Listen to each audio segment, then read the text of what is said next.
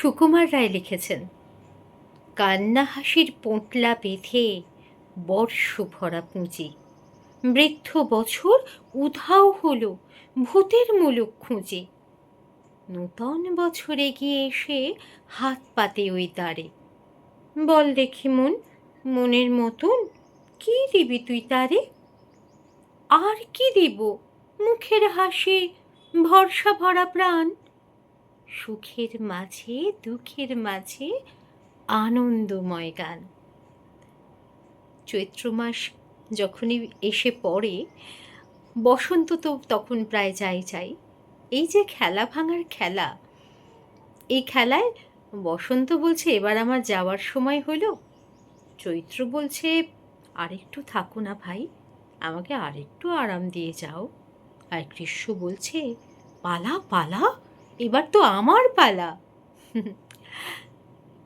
আমাদের বাঙালিয়ানা, এই যে দুর্গাপুজো, গাজন, চড়ক, মনসা পুজো, নবান্ন, এই সমস্ত কিছুকে কেন্দ্র করে আমাদের এই যে এত আনন্দ, এত উৎসব, এত কিছু, তার কারণ হলো আমরা আমাদের ভাষাটাকে ভালোবাসি, আমরা আমাদের ভাষাতে বাঁচতে চাই, ভাষাতেই থাকতে চাই। এই বাঙালিয়ানা নিয়ে দেখা যাক অরিত্রা কি বলছে। আনা সম্পূর্ণ হয় দুজন মানুষকে নিয়ে। এক হলেন রবীন্দ্রনাথ ঠাকুর, আরেকজন সত্যজিৎ রায়। তারা দুই হলেন আমাদের অহংকার, বাংলা মিষ্টি ভাষা, বাংলা প্রাণের ভাষা। আমাদের শিকড়, আমাদের মাটি সব কিছুই জুড়ে আছে আমাদের ভাষার সাথে। আর বাংলা ভাষাকে আরও গর্বিত করে এই দুই প্রাণপুরুষ, যাদের লেখনী এবং সৃষ্টির হাত ধরে বিশ্বের দরবারে জায়গা করে নিয়েছে আমাদের প্রাণের ভাষা। তাই প্রিয় কবির ছোট্ট ছড়ার 2-4 লাইন।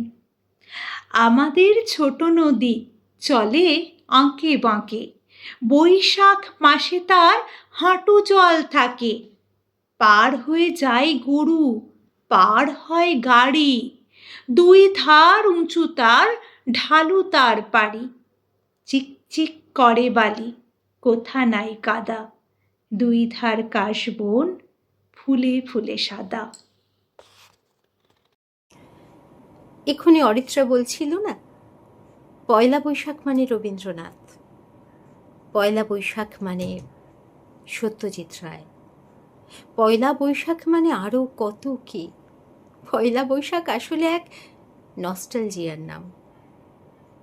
সত্যজিৎ রায়ের একটা গান ভারী মনে পড়ছে, কেমনে বাঁশি বাজায় শোনো মাঠেতে রাখা, কেমনে বাঁশি বাজায় শোনো মাঠেতে রাখা, তার সুরে বুঝি জাদু আছে, সুরে বুঝি জাদু আছে, মন হলো মাতা। আসলে এই বাংলার সুরেও এক জাদু আছে, এই বাংলা ভাষার মধ্যেও একরকম জাদু আছে। তাই তো আমরা এখনো এইভাবে আপ্রাণ চেষ্টা করে যাচ্ছি বাংলা ভাষাকে বাঁচিয়ে রাখবার।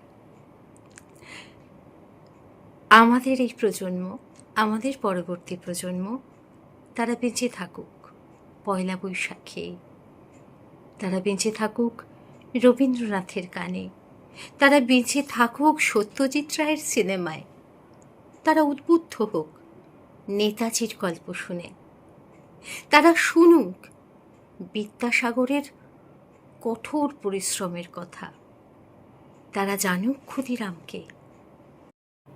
তাহলেই না আমাদের এত চেষ্টা, বাংলা ভাষাকে বাঁচিয়ে রাখার চেষ্টা সফল হবে।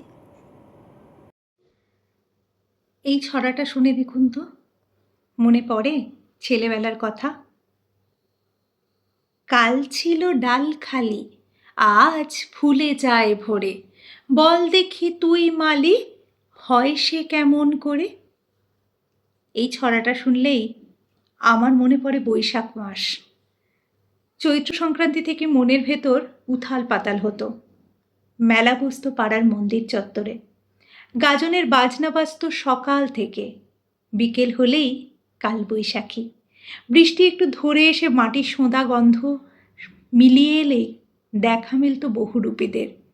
পাড়ায় পাড়ায় ঝাঁপ হতো, আর পরের দিন নতুন বছরের সূচনা হতো পুজো দিয়ে। পাড়ার অনেকের বাড়িতে আবার পায়েস হতো, আর সকাল সকাল প্রসাদ বিলি হতো পাড়ার ঘরে ঘরে। মা নানাবিধ ফুলে ভরিয়ে দিতেন সিংহাসন, আর মঙ্গল শঙ্খ বাজাতেন সারা বছর ধরে পারিবারিক মঙ্গল কামনায়।